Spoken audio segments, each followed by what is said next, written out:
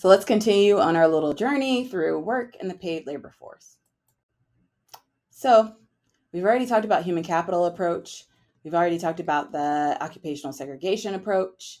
And now we're looking at the gender discrimination approach. And here we're going to be talking about sexism and looking at also sexual harassment. So outright gender wage discrimination looks at sexism at work, right?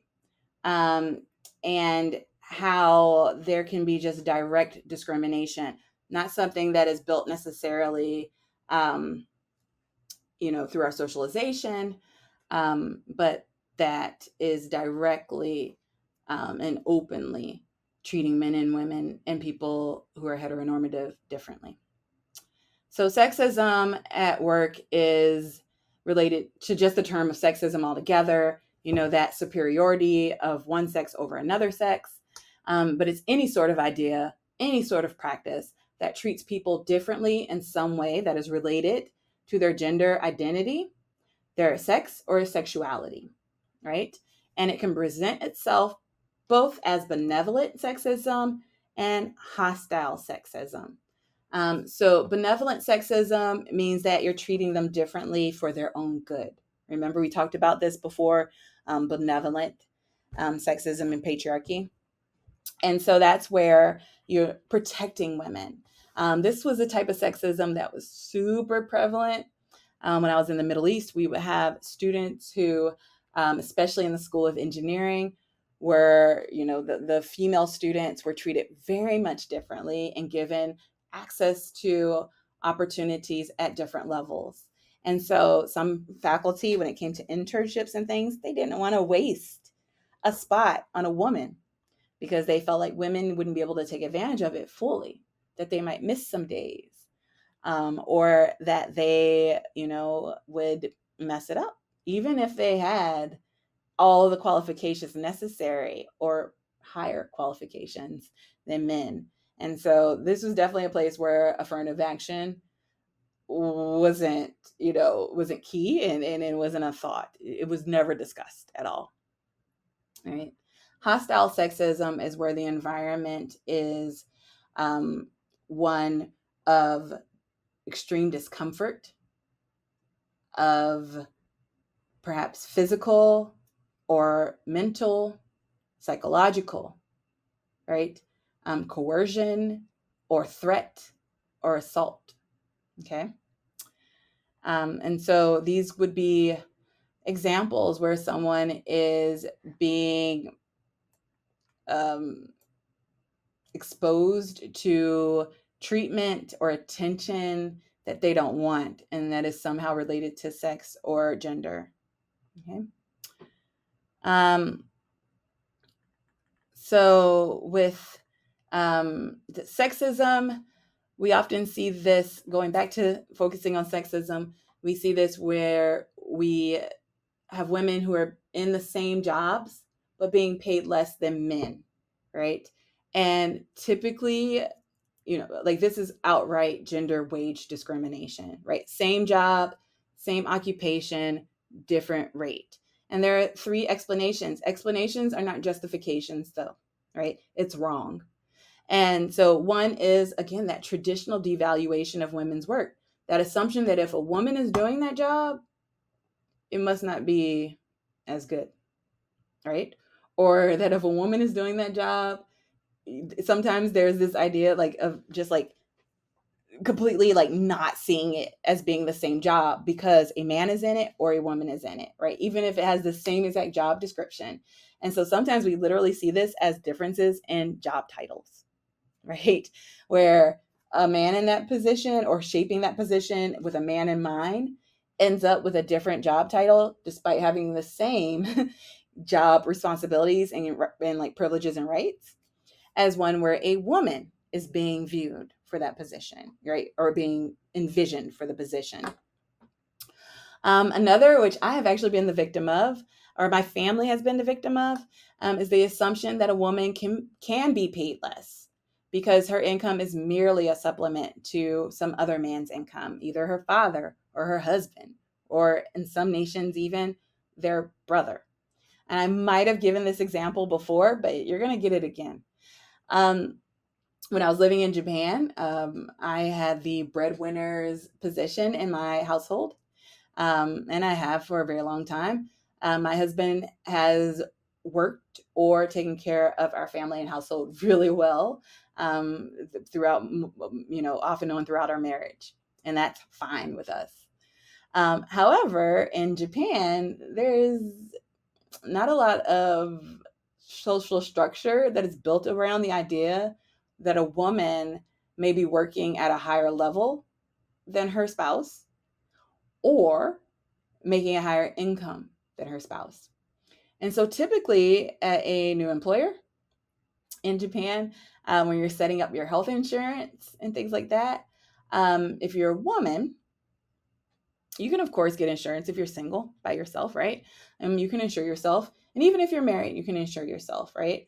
It's the problem really comes in to play when you're trying to insure others. And so if you are a woman and you're wanting to put your dependents on your health insurance, you got to have some sort, and you're married, you have to have some sort of proof or evidence that you have the bigger position. And by bigger, I mean like the higher wage or the better health insurance, or it's just the bigger one, right? It's the top in your partnership. And so my husband literally had to provide evidence when he was working that his insurance and his pay was lower than mine, that he was working less hours and that he was being paid less. You're probably like, okay, that's fine. That doesn't sound like a big deal, right? This is normal, maybe, or maybe it's like efficient, effective. But the problem is that men didn't have to do the same thing, right? So if a man wanted to add his wife, see where I'm going with this? There was no need for this evidence, right? None. A man could easily add his wife to his health insurance without having to prove that he had the higher income. Yeah. And so even in spaces, though, where this is not a overt form of discrimination, like in my former workplace, this is still kind of the expectation, right? That women's household labor is secondary. Women's paid labor is secondary to some larger men's labor. And last but not least, and perhaps this is, I don't know, the most evil of them all, maybe the others are ignorant, and this is the most evil one. Paying women less often just has to do with employers wanting to make more money and being able to get away with it. They figure that if the woman doesn't find out, especially if you live in a space like ours, where this isn't so much true in California or especially in the public sector, but in many other areas where people don't discuss their pay and they don't share that with other people, there's that assumption that she'll never know, right? So if you can get away with paying women less, then you just do, even if you know better. Yeah, I know. And finally, for this video, as if things couldn't get more depressing, we'll look at sexual harassment. Again, unwelcome sexual advances or verbal, physical conduct of a sexual nature. And it's hugely problematic because, one, it's basically a violation of one's space and rights and personhood. Also, it can interfere with an individual's work, and it can create an intimidating, hostile, abusive, or offensive working environment for everyone, but in particular for those who are being harassed. And while men are also victims of sexual harassment, it's more likely to occur with women and those who are non-heteronormative. Now, gender harassment is a little different. It's verbal, nonverbal, just as well. Attitudes that convey insulting, hostile, and degrading attitudes towards women or anyone with a marginalized gender or sexual orientation identity. And both of these forms of harassment, sexual harassment and gender harassment, can come, through the lens of, or can come packaged as unwanted sexual attention, right? So where there might be suggestive comments about one's body, unsolicited sexual advances, right? Or as sexual coercion. We refer to this typically as quid pro quo sexism, which is where sex or some sort of sexual activity is viewed as a condition of employment or rewards. So you want that raise, you want to climb that ladder, you want this new position. Well, will you go out on a date with me? Or how about some sort of sexual favor, right? It's disgusting, right? All of these are disgusting because it's really just a sign of not respecting someone, objectifying them, or viewing them as being less than human, than one's own self.